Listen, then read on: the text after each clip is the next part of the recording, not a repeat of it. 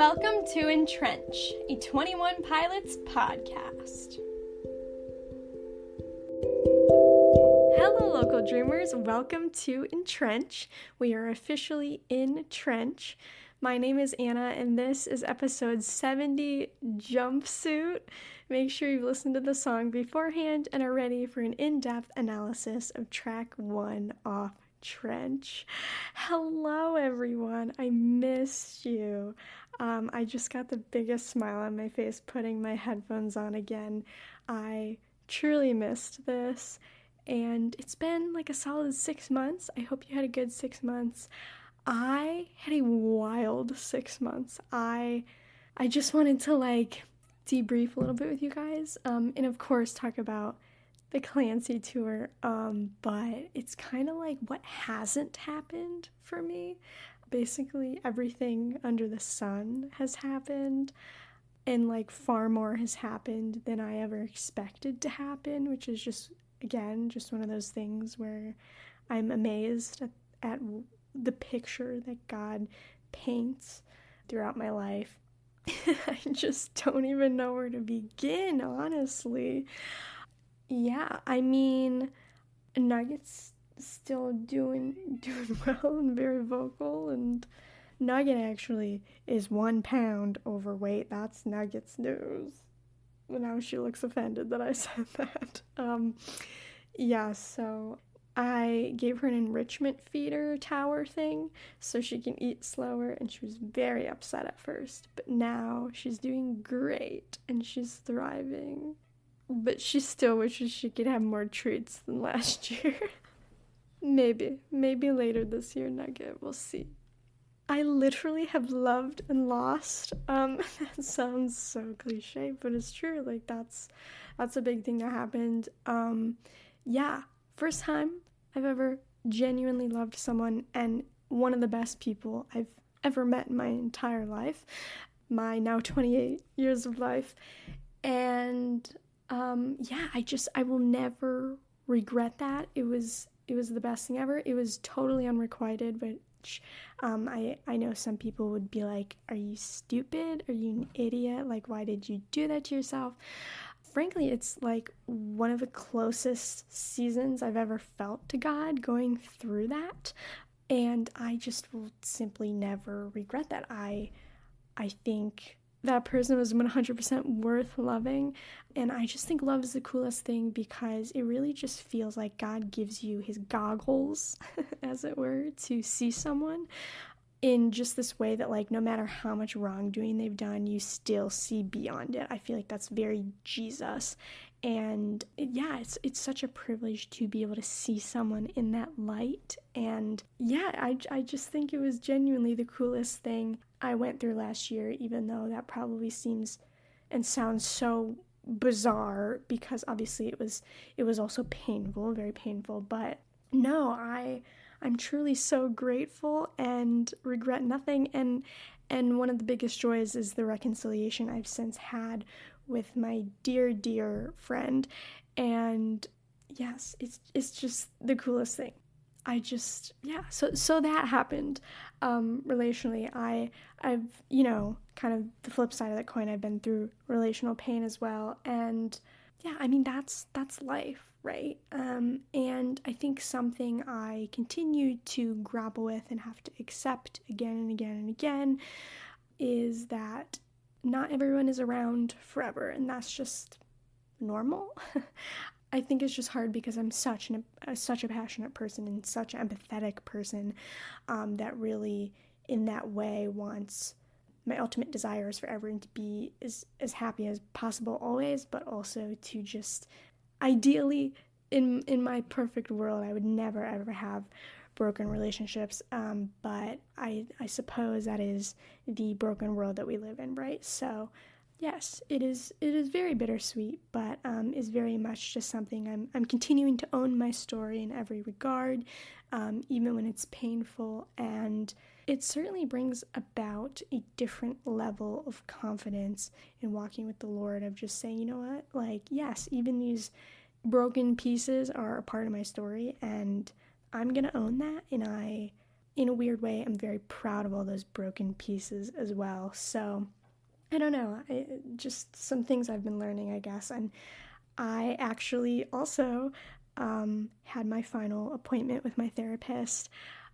We still keep in contact, of course, because she's such a lovely sister in Christ and encouragement and mentor. And just so cool to realize, like, I have so many tools in my tool belt now to cope with a huge array of things. One of the biggest things I really worked through the past few years had everything to do with relationships and people pleasing and low self-esteem and body image, and kind of along with people pleasing, like a big reason, it was like fear centric with men specifically, relating to men, and just being able to see the ways that I've really started to believe God's view of me and rewrite my own narratives and accept my traumas, accept the ginormous pains that I have been through, but also that I have so much to offer, and I have such a flourishing mind and flourishing creativity, and yeah, just so many things on mental and emotional levels. And I'm so grateful to have had the ability to gain the resources and tools that I need to really cope through the waves of life, really. And just thinking back to last year and how I went through the most consistently hard relational year I've maybe ever been through, in, praise the Lord, a non-traumatizing way for once. And just seeing that despite the what felt like incessant pain, I still took care of myself. And I think that alone was a huge piece of evidence of God showing me, like, no, I can care for myself even when I'm in a lot of pain. And I think that's so invaluable and important. And just know that if you're not there yet, like, you will get there, and you can take care of yourself even when you're in a lot of pain, and you can do it. And it's so easy to say that when I'm on this side of my journey, but you really can. Just keep pushing in, especially when it feels painful. And yeah, I think since we're already on like mental health and growth and everything, I think a big thing that I took away from my last year with like mental and emotional growth is that it is not my responsibility to read people's minds. And I say that very empathetically, and I say that very compassionately, because that was me for the longest time. And the thing with this particular way of relating to people is you never think it's you. You never think it's you. No one who struggles with this would ever admit it. But the amount of freedom that you receive in relationships when you start, even if it feels like over-explaining, explaining yourself fully and your thoughts fully and your opinions fully, it's just a whole other ball game. And I think as someone who, again, I feel like reiterating similar sentiments, but as a very empathetic person, something I've very reluctantly had to really come to terms with and accept is that there can be times where I enable unhealthy communication dynamics, or rather enable passivity, which again kind of goes hand in hand with expecting people to read your mind. And despite what I might feel intuitively or empathetically, it is not my job to read people's minds and to assume anything. You know what they say about assumptions, right? And so, yeah, I've just felt so free in being able to really compartmentalize emotionally and mentally, and just know that, like, I can only do what I can do. And from there, I just pray like crazy for other people. Yeah, so those are some things I've been writing. I've been rewriting my novel, much slower than I anticipated, but slow and steady wins the race, and I realized I'm never going to be someone who does a ginormous volume of something, especially because of my schedule. And speaking of my schedule, oh my goodness, this is probably the biggest news for people who've stuck around. I have 2 new part-time jobs. So I'm actually just about to start. By the time you hear this, I will have done my new schedule for a week now. Yes, I have 2 new jobs, but I'm technically working 3. So rewind. Okay, so I'm still at my current job. I'm just going down to part-time in the mornings, which obviously, ideally, I would leave. But financially, I can't do just the 2 new jobs because one of them is just event-based rather than 2 regular part-time jobs, if that makes sense. So I am still at my job, but officially am no longer full-time at my job, and it feels very, very nice because my work is very mentally, intellectually draining.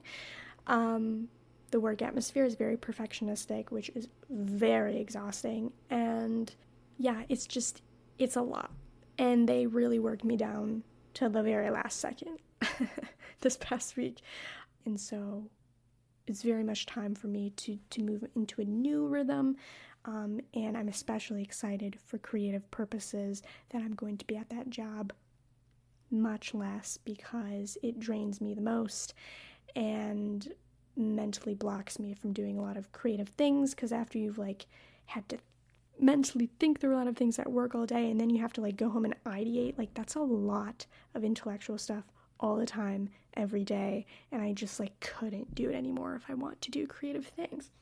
So the new work, I'm going to be doing 2 of my favorite things.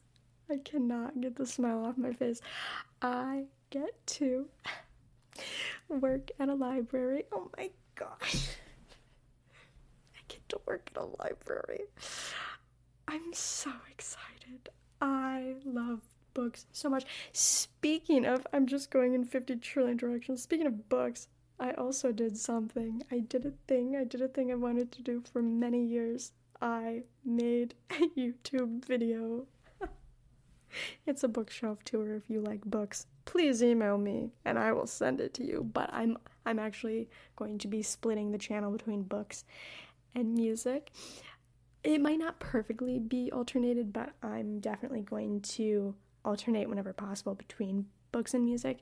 So my second video, whenever it comes out, will be music related.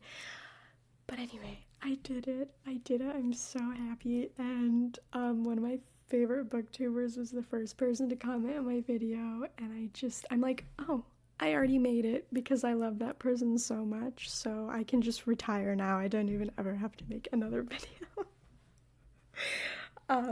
But then back to work, like I just said. Wow, I'm just segueing for myself. The Lord is segueing for me perfectly. I love books, and I also love music at my other new job. I just cannot believe it. I get to work concerts. I get to work as guest services for concerts in one of the main cities in Michigan. And one of my all-time favorite artists, Wallows, actually just came to the venue I'm going to be working at. So my hiring was too tight a turnaround for me to work their show. I would love to work for them someday, but I was able to still go see the show, and it was just kind of like this beautiful celebration of this new season of my life. I am just stoked. I'm stoked to be around so many people, to be around more non-Christians, to hopefully have my testimony shine in this music space. I'm so excited to be on an event team. I realized I really, really love being number one on a production team, and obviously concerts especially. So that's a dream come true already. I am so excited to be working at a library. I'm so excited to have work that is much less sedentary, and I get to be up and about for most of my week and my month compared to sitting at a desk. I'm so excited that my work gets to be more social. I get to talk to people more often as part of my job and not just sitting at a computer. I'm so excited that the work is much less intellectual so that I can save all of my brain energy as much as possible for creating in my creative projects. I I'm so excited that more than anything, all of these things combined, I just want to say, and something I'll probably just continually be reminded of and talk about throughout Trench, is I have realized, like, I always empathize as a dreamer. I would tell you one of my main characteristics is I am a dreamer, and that's why I love, power to the local dreamer and all of that. But I've realized that one way I can be, I don't know if empathetic is the right word, but one way I cannot fully live into God's potential for me is I can be such a dreamer that it just stays in my head. The dreams just stay in my head and they just stay internal because my imagination is so vivid. So what's in my head feels so real, even if it's not real. And I'm finally like, I'm not just going to keep it in my head anymore. I'm actually going to do things about the dreams inside of me. I'm actually going to accept new jobs with new seasons, with new people who could get me to new places in the future. I am actually going to do a project that's been on my heart for years. I'm actually going to step into things instead of just thinking about doing things, because imagination, as vivid as mine can be, will never replace reality, and it should never replace reality. And so that's the other thing that's been such a joy of the Lord calling me to step into writing again, is because it is a healthy, consistent place to put my imagination, instead of sin, instead of assumption, instead of anxiety. I'm saying no, I would much rather put all my imagination in something productive and something healthy that's going to also help me reach a goal. I have also realized something about myself is I actually am a very ambitious person, but I think maybe you'd never know because, again, the dreams, the ambition too often stays internal. But now I'm starting to really step into, no, like, I externally want to be an ambitious person. And yeah, I don't know. I just feel like so much, everything has happened these past 6 months, and I hope it's evident. I also have worked through a lot of distrust with God, which was a huge spiritual and emotional blockage last year. I started the year with God, grading through, being refined through the reality of how much distrust I've had for so long, and it's by no means 100% gone, but it's crazy that as soon as I started addressing all of my distrust, my hunger for spiritual rhythms just started flooding back in all of a sudden. And yeah, I actually need to now go get ready for church because we have Saturday nights now, but I will talk to you guys after about Clancy tour, and of course we'll get into Jumpsuit, so I will talk with you soon. She's so back. Hey, I had a great service. We've been very slowly the past 6 months at least going through Exodus, so we've slowed way down and are just going through the 10 Commandments for 10 weeks, and each one has been so well done and convicting in a good way that even the things you're like, oh, I don't murder, it's still convicting in a different way. And yeah, that's just been really cool. So just putting that out there. Something I really love about my church, and I'm sure I'm biased because I've literally grown up at this church, is it's very stripped down minutely to verses. So we take it very slow and we dig into small sections of passages, and then we also use various parts of scripture to back up scripture, if that makes sense. So it's very much everything is very scripture centric, which I love as a very analytical person. So anyway, I feel like I had another thought, but I did want to preface, so turns out I only ended up having 13 out of 14 interviews. So this album, I'm going to preface each song with an interview I did at the Clancy tour. with different fans asking different questions. Some of them are intro questions, some of them are questions I came up with. And I thought I had 14 for each song. Turns out one of them was not really usable, so I have 13. So I was like, when do I not start with one? So I figured, well, I already have plenty to catch you up on in this podcast, so this one will be without an interview. But I did want to bring up something that everyone was intimidated by and no one answered, was the question, what do you think the progression of the logos means, or does it mean anything? And yes, it is a bit intimidating. The one thing I thought of when I was reflecting on the logos, though, is I think we made a consensus that the Skin on Icy logo is the E and FPE, but flipped upward. And if that's the case, it makes a lot of sense, because if it's literally the E, or similar to the E with the line through it, it's east is up. The E normally face east, but now it's faced up. If that's the Skin on Icy logo. So just putting that out there. I think it just might be a play on words there with the symbol. But obviously, the logos could also just be nothing and similar to the colors. They just each album having a completely different vibe. I do want to know why they chose double lines for Trench, though, because that was a choice. I don't know. I really don't know. If you have some ideas, let me know. But I know that I love it, and I feel like I wish they did double logos for Clancy, or double lines. But yeah, I don't know, I feel like it's mainly just an aesthetic thing, probably, so maybe it doesn't mean anything. So I just want to put that out there, because no one talked about it. If you have thoughts about the logos or logo progression, feel free to share those. Yeah, so my concert was September 29th, and it was fantastic. I genuinely mean this when I say every time I go to a show, it's better than the last one. So it was definitely my favorite 21 Pilots show I've been to, probably biased because I also had general admission.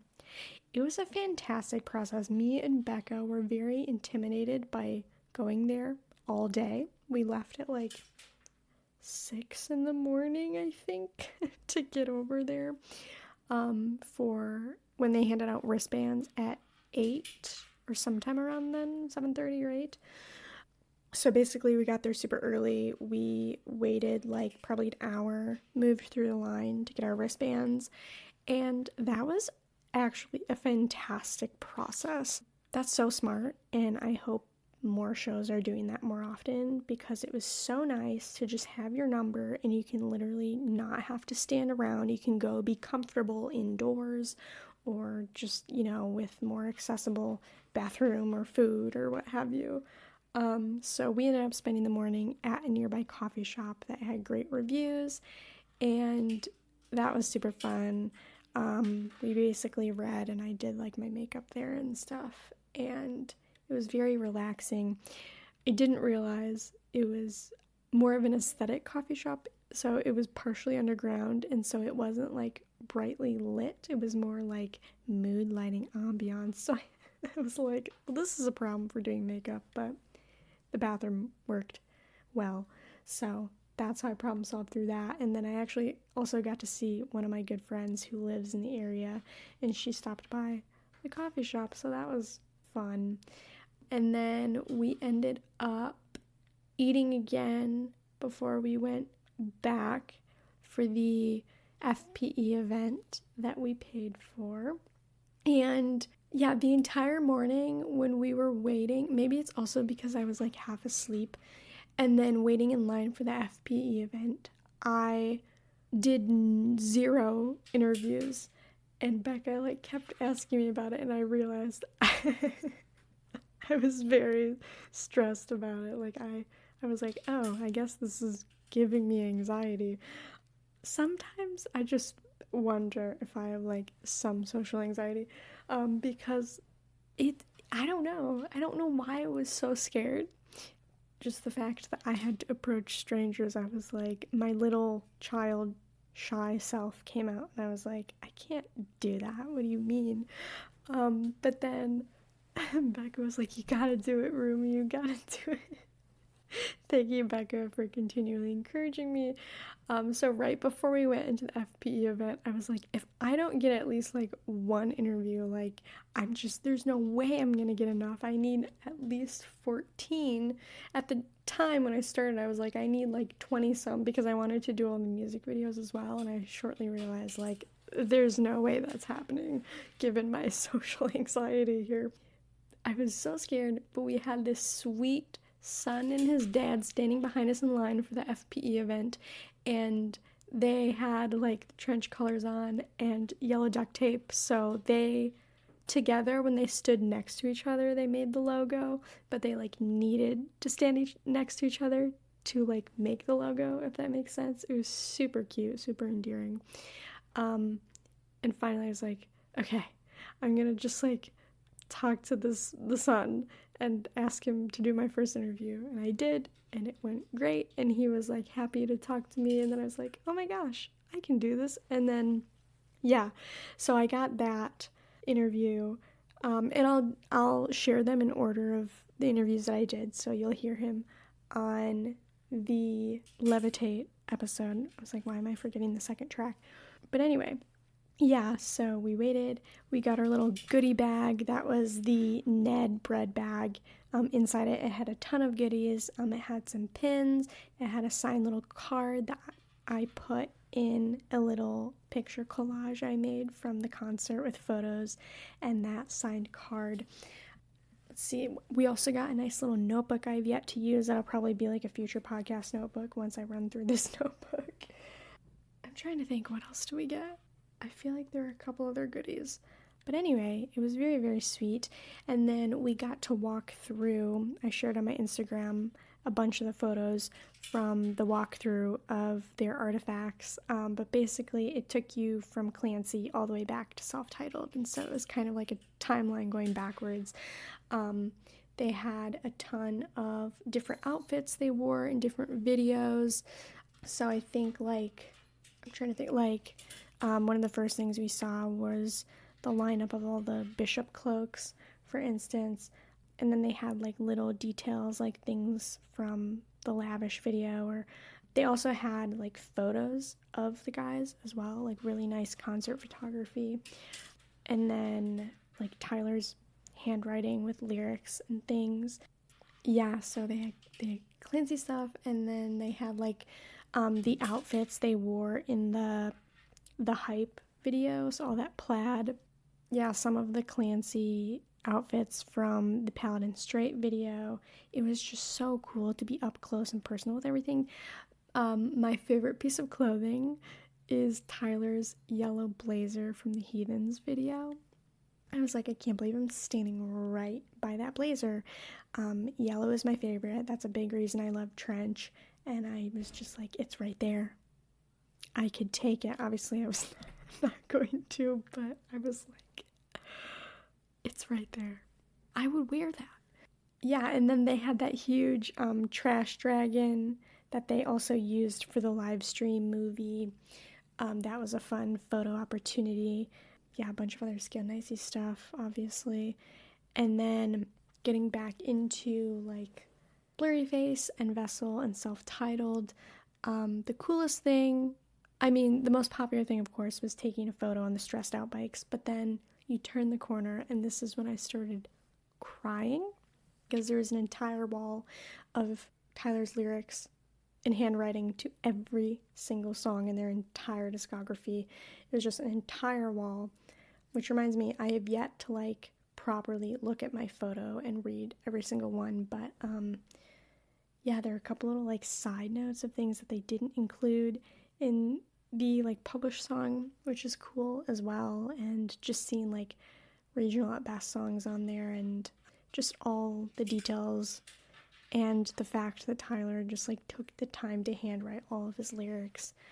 As a writer, it got me very choked up, and I was so fixated on that. I didn't realize right next to it, when I turned around, was Tyler's original piano, and I just lost it. I was so puffy and red, and Becca was like, I have to take your photo with this. And I'm like, I'm literally still sobbing.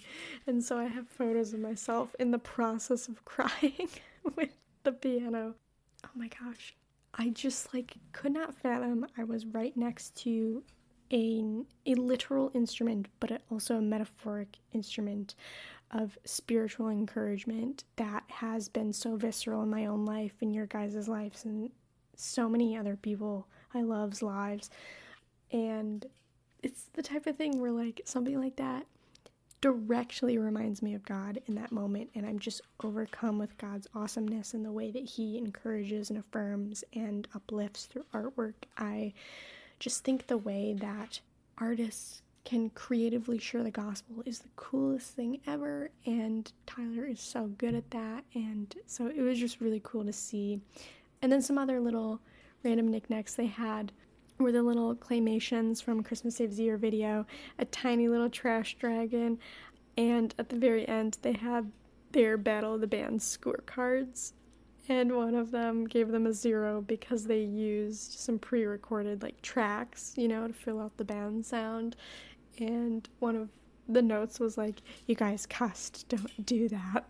It just really cracked me up. So we were like in awe of everything that we got to see and emotional, and they had us line up and wait for a certain number of people before they let us out, and we were thinking that was it, but it wasn't. They ended up taking us to the elevator and upstairs, and I started freaking out. Becca literally had to calm me down. She's like, "They're not gonna be here." I was like, "I know, but like, what if?" But they took us up to a little lounge, and it was beyond my wildest dreams. We literally got in there. They're playing like all these acoustic backtrack instrumental versions of their songs in this lounge, and we walk in and it's like there's water and there's Capri Suns, and you can stay here as long as you want, take a rest from standing all day. There's red and yellow duct tape to put on, and I was like, "Are you kidding? We bought really crappy painter's tape earlier, and little did we know we didn't even need to buy that." There was amazing rolls of duct tape galore there, which was so kind. And then they had like a projector with a photo opportunity for the Overcompensate video. They had a photo opportunity for a couple other things. They had their campfire from the Levitate video that they were now using as a charger dock for everyone's phones, so you could also charge your phone while you were there. They let us write letters to Tyler and Josh, which was insane. I've always wanted to tell Tyler Joseph my testimony, and I literally got to. And they also were filling up this, what do you call it, like tour container, like where you normally put like an instrument or something. They were filling it up with just Polaroids of us, and so there was a photographer there to take each of our pictures. Me and Becca took ours together, and then they were sticking all of our Polaroids in this tour case so that the guys could have all of our photos, which was just the sweetest thing ever. I can't imagine how many cases / photos of everyone they have now, and what, they're not even done until June? Oh my gosh. Anyway, that was so cool. And then eventually they're like, "Hey, you guys can go out and you have a special short merch line if you guys want to go get like expedited merch line, but you guys can stay here as long as you want." And it was so chill and it was so nice. And I was like, talking to one of the workers, I was like, "How did you get to help with this? Because that is really cool. I would love to do something like that." And yeah, so we went out, we got merch. I got the ball cap. I really, really wanted, because I love finding unique pieces that are not just t-shirts, I really wanted the windbreaker, but it was seriously like $160, I think. And I was like, I just truly don't have that money. But as soon as I got outside, I started doing more interviews. They, pretty soon after we bought merch, had us line up again. And then at that point, I was like, okay, I'm just gonna go up and down the line and ask people for interviews. And I ended up getting 14, which is now unfortunately 13, but yeah, it was awesome. And we made some friends in line, and then one of the friends that we made told us he was about to propose to his girlfriend during the show, so we were like, oh my gosh, this is so cool. Proceeded to get separated from them as soon as we got inside. Oh, and then I also had QR codes for my podcast, so I ended up handing them out. I was like, hey, pass it back to the people behind me in line. They just kept passing it, and then I had one where I was like randomly giving them out or something. I taped one to my letter, P.S., and then I had one more. I was like, I have one more. I'm so close. I want to commit. I want to get rid of it. And so we were about to go in, and we were passing these lines of like seated people still waiting to go in because GA was going in first, and I was just about to go into the door inside, and I handed it to the first person out in line, and I was like, scan this and pass it, and they started passing it. I was like, yes. I got my interviews, and I got rid of all my QR codes. I'm so proud of myself. Yeah, so then we went down to the floor, and me and Becca immediately went into the center of the red circle for Josh, because I knew, like, people are going to move around, especially when people get out of the circle at the end, so if we're in the center, we're the most likely to be able to be right on the edge of the circle. Also, Blue Brigada was fantastic, and I did not expect them to have an indie rock opener. That's my niche, so that was cool to see, like, my two favorite genres, indie rock and alternative, like, come together. Amazing. And yeah, I don't even know how to describe the concert.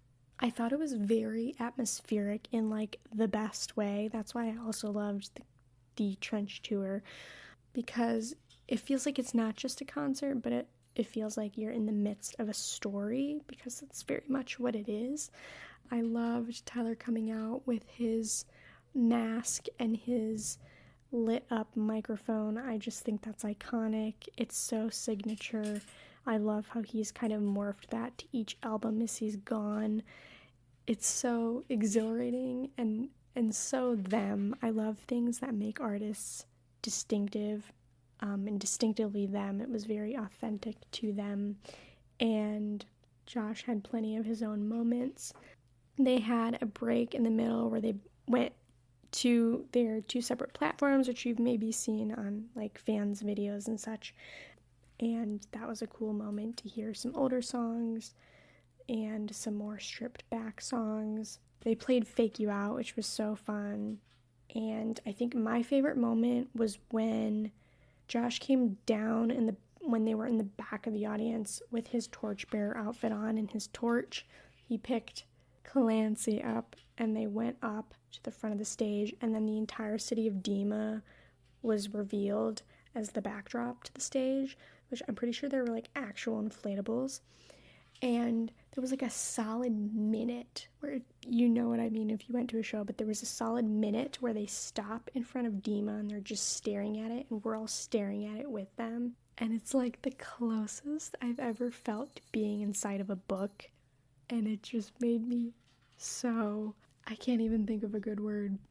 It just felt magical. Like, how many times do you feel like you're in a story? I felt like I was in a story, and I just will never forget that. And Stressed Out was fantastic with the amount of pyrotechnics. I was blown away. I could not stop rewatching the video I got. That was easily the best part, which is crazy, because I feel like you normally cannot say that about one of an artist's most played songs, but the fact that they like reimagine and outdo themselves with their popular songs every single time is such an ode to the amount of creativity Tyler and Josh have.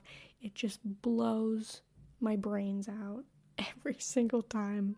And then, of course, all the staples that I love, like Trees. Yeah, so at the end, we all moved out of the circle. Unfortunately, with the force of the crowd, me and Becca got a bit separated, but we both ended up on the edge of the circle, right in front of Josh. That was surreal. Was facing him like sideways. And also, I just want to give a plug to Loops earplugs, because I had zero ringing in my ears even after Tyler Joseph. I had zero ringing in my ears even after Josh Dunn drummed Olive Trees right next to my ears. So please go get yourself some Loops earplugs if you have not already, or just any earplugs. This cracked Kate up. I don't know why, but as soon as I started recording Josh, the first thing I was like, "Hey Josh," that was just super casual. "Hey Josh" was my first instinct. It was fantastic, and my pictures just show the pure exhilaration and joy and even slight incredulity on my face. And yes, I will remember that for a long, long time, as long as the Lord allows me to recall that in my memory. I will remember it. So yeah, I hope if you guys got to see a show, it was fantastic. If not, there's plenty of content online where you can feel like you're there. But let us go back to the beginning of this fantastic, literally fantastic fantasy lore, which starts with Trench and Jumpsuit. So lore-wise, I think what I'm going to do is just kind of tell the lore as relevant to each track, and especially each video, because we see a lot of the storyline through their music videos. So if we start, so I think basically there's only a couple things I'm going to share lore-wise today, because I think there's a lot more in-depth to say for next time for the music video. But for now, basically what you need to know is we are in Trench. Trench is the fantasy continent that we are on in this world. So that's why the album is called Trench. It is the location of this entire storyline and world. And this isn't directly relevant to Jumpsuit, but Dima is the city that we're primarily focused on, but Trench is the entire land. So Dima is a tiny little spot within Trench, if that makes sense. So Clancy is Tyler's character. Clancy lives in Dima. And again, Dima is a concrete walled-in city. It's very much you don't leave Dima. Yes, and then Nico is what was formerly Blurryface. So Nico is basically just the personification of Blurryface, which was just kind of a spiritual and mental concept in the previous album. It's now a person named Nico, and Nico is separate from Clancy. So Nico is our antagonist, Clancy is our protagonist. Dima is our city within Trench, which is the continent / name of this album. And I think that's all you really need to know right now. So, jumping in to, no pun intended, the musicality of this song, it starts with what I would describe as a similar Blurryface, now Nico sound that we kind of heard a bit throughout the Blurryface album. So this kind of wailing ambiance comes in, and it kind of comes back much stronger than Goner and when we heard it last, which I think kind of shows that he's not just back, but he's back with a vengeance. He's back with a mission here. But the bass, the guitar, and the drums come in, and these are more so Clancy's backdrop, and these also are more confident. And it's okay, the antagonist is here with a vengeance, but the protagonist is also here and is confidently willing to start fighting and combating the antagonist, which we did not see in Goner. Goner was a lot more scared and vulnerable, but Jumpsuit has a very different tone of there's a lot more self-assurance here, I would say. And so we're feeling a lot more used to this spiritual cycle that we've been singing through the past couple albums, and now we're getting armored up and we're getting combative and we're ready to fight. So I did notice very specifically there are these sounds while he's singing Jumpsuit, Jumpsuit, Cover Me that kind of sound like these shots of reverb, and it kind of reminds me of getting hit either by, I don't know, a potential bullet or anything. It's like he's getting hit, but yet it's like bouncing off him because of this like reverb effect on the noise. Can you tell I'm starting to learn more about sound? And so it's like our Clancy protagonist is getting attacked, but it's not fully piercing him because he has protection, right? He has spiritual protection with the Lord. And then there's also this like higher pitched screech, similar timing with the reverb shots. And this, I actually don't know what Sound of Vulture makes, but it gave me Vulture ambiance, and that's probably just because I know Vulture is associated with Trench. I still don't entirely know what role vultures play other than they're just mentioned as part of this narrative. But like, do they have any meaning beyond just being present in this world? I don't think I really know. But because there's a vulture around, I mean, in my opinion, with the sound of like a screech and a creature, it kind of feels like maybe it's this ominous feeling of like it's zeroing in for potential food, which again is like antagonist is out for blood with a vengeance. And I also just emphasized that altogether, this idea of like this reverb sound like hitting and bouncing off is kind of this idea that there's an image of a force field in place, except that force field is like the Holy Spirit, basically, right? Then we have the second instrumental, and in here we hear kind of this like wailing sound that is like picking up very swiftly, and it kind of feels like an emergency siren sound in the background. And this is relevant, we'll talk more about this in the video with lore, but Clancy has escaped. We are not currently in Demo, we are in Trench as a whole right now. And that would make sense why there's kind of this wailing siren sound, because they don't want people leaving Dema. So then we have the synth come in, and then the piano briefly after that, and I find it interesting that the synth and the piano are kind of alternating or dancing with each other, because it kind of feels like they're very similar, right? They're similar in style, they're similar in instrumentation, but they're not the same. One of them is a little more literally synthetic and sonically manipulative, versus a piano is legit. That's the real thing, right? And that definitely reminds me of the theme in A Car Torch of Death, where the demon is, it looks familiar, it looks similar to something genuine, but it's not. And this kind of pairs like Nico versus Clancy and Satan versus human with Christ's blood. So then as the song goes on and it moves into the bridge and then it moves back into the chorus and Tyler is screaming, there's this siren crescendo picking up again to emphasize that we are in a dire combative situation. And not only that, but Clancy is officially a threat and we are at war. And that is very much our spiritual reality. When you have stated your side, you're a threat. And then at the end, it's this different kind of dread and ominousness, because it's all of a sudden just very calm and serene, and I think that speaks to evil and this idea like, okay, now that you're contained and you're recaptured and you're isolated and you've submitted to lies and evilness and sin and Satan and death, I'll calm down. Because you're taking the place that I want you to have versus being close to God. So that's the backing, and now we'll get into the lyrics themselves. Oh, also, I forgot I had some background facts for the song. So many things have been floating around.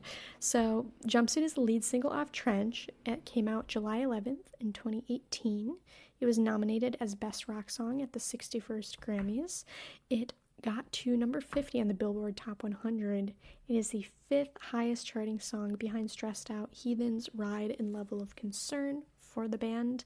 And I mean, this is just a fact as a whole for Trench. Tyler produced all of it himself like a boss, which is also cool now that we've already gone through the music of this song. Like, there's a lot of intentional detail here, and I think that speaks to Tyler's excellence as a producer. So way to go, Ty Joe. In the intro, we hear a very distorted voice say, "Cover me, oh," and it immediately sets up this need for protection and a need for God. And I immediately thought of some of my favorite sentiments about God's relationship with us. The first of which is Psalm 18:29. "For by you I can run against a troop, and by my God I can leap over a wall."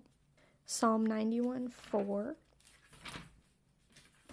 "He will cover you with his pinions, and under his wings you will find refuge. His faithfulness is a shield and buckler." And then Isaiah 40:31. "But they who wait for the Lord shall renew their strength. They shall mount up with wings like eagles. They shall run and not be weary. They shall walk and not faint." So as he calls to God, this idea that God will bring soothingness and calm. He will bring spiritual encouragement and bravery, the ability to stand up to evil, conscience and shrewdness in mind, and all of the other pieces in between. Okay, so we actually start this song with the chorus. "I can't believe how much I hate. Pressures of a new place roll my way. Jumpsuit, jumpsuit, cover me. I crumble underneath the weight. Pressures of a new place roll my way. Jumpsuit, jumpsuit, cover me." So what do pressures of a new place mean? I think they can mean a lot of different things. The first thing I thought of was the idea of like visiting somewhere new, whether for vacation, some kind of trip. And there's a lot of narratives of you have to enjoy it. You have to make the most of it. You can't waste it. You need to take others' recommendations to enjoy it. You can't invite negativity into it. Like if it's like a trip or a vacation, like it has to be like good vibes only. I feel like that's a theme, like good vibes only with anything new. In terms of pressures of a new place with new music or new art as a whole, this idea that you have to best yourself. Everyone has to love it. Everyone has to love it more than previous artwork. You have to love it more than previous artwork. It needs to reach some sort of monetary or numerical success. And then if we're talking about a new place in terms of like a new season of life, again, like positivity only. There shouldn't be any complaints. Only have those good vibes. And as such, like stuff your wounds, stuff your negativity. There can't be any admittance that there's anything but good things going on because there's newness. Those are a lot of pressures to hold all at once, and it really doesn't offer any leeway to just be a human with limits and emotions and the complexity of who you are. So, in contrast to these very black and white restricting pressures, the idea of a jumpsuit is very multifaceted. As a piece of clothing, a jumpsuit can be used for a billion different things, which I never think about very often, but looking into it was a great reminder. Jumpsuits can be used for sports. Jumpsuits can be used, and were initially used, for parachutists getting out of planes.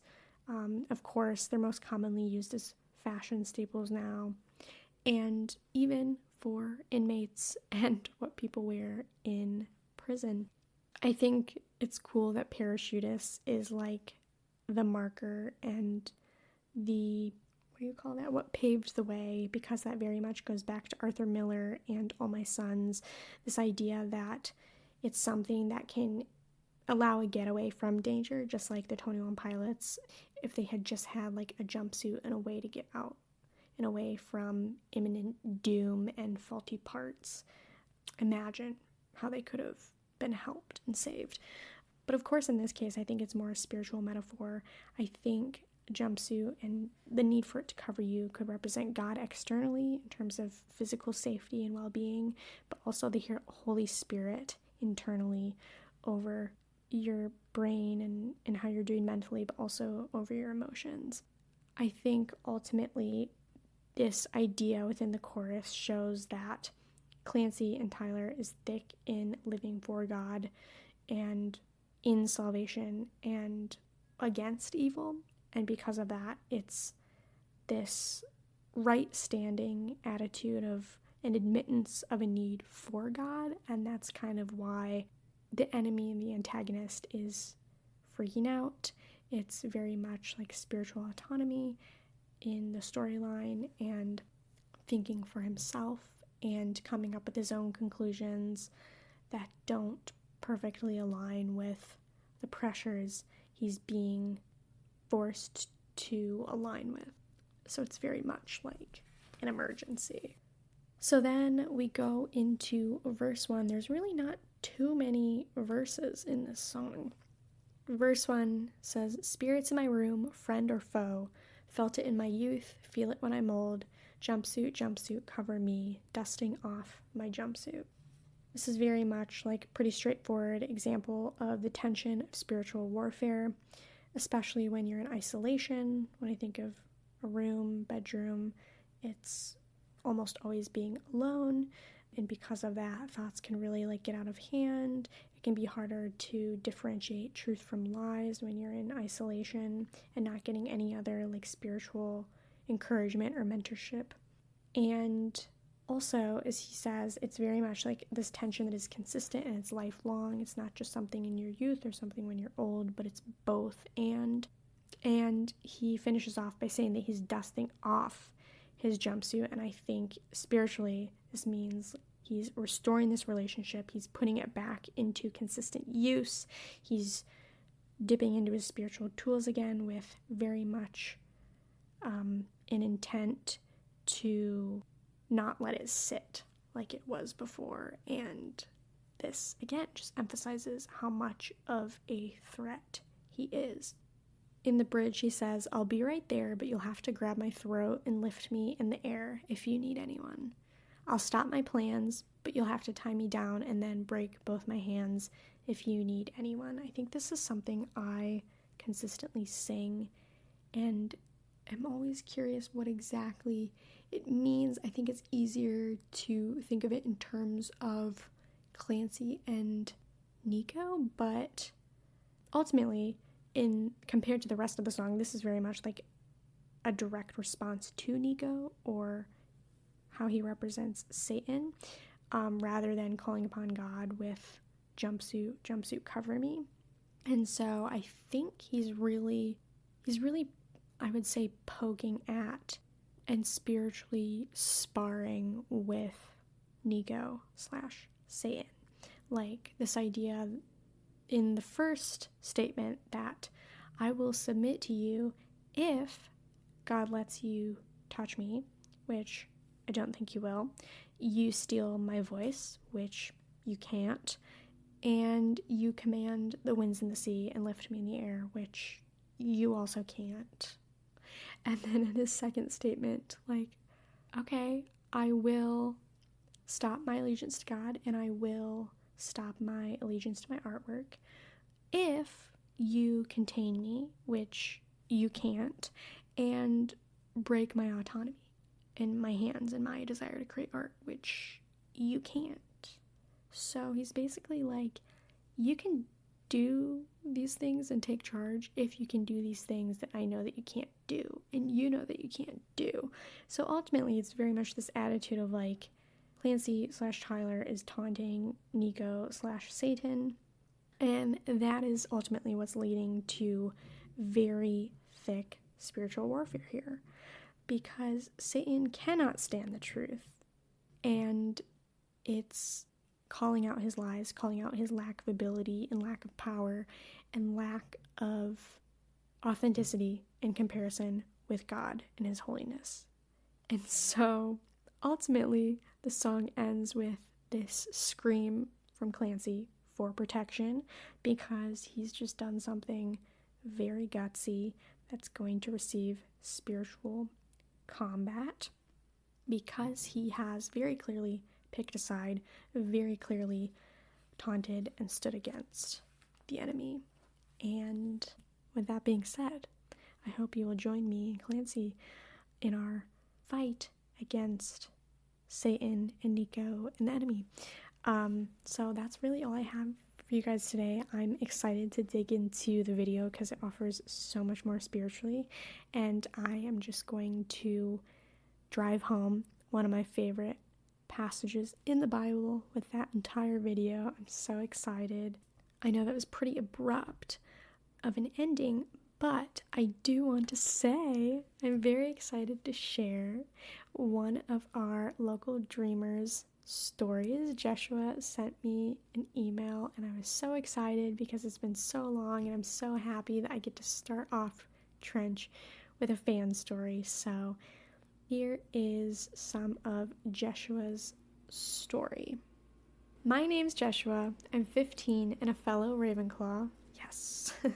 I found the podcast in June of this past year, 2024, and I was ecstatic to find a podcast that not only was 21 Pilots, but also Christian. I love the podcast and listen to every new episode, which is so kind of you. As for my favorite song and album, it's hard to pick just one, but at the moment it's Slow Town, followed close behind by Addict with a Pen. I could not agree more. Those are two fantastic songs.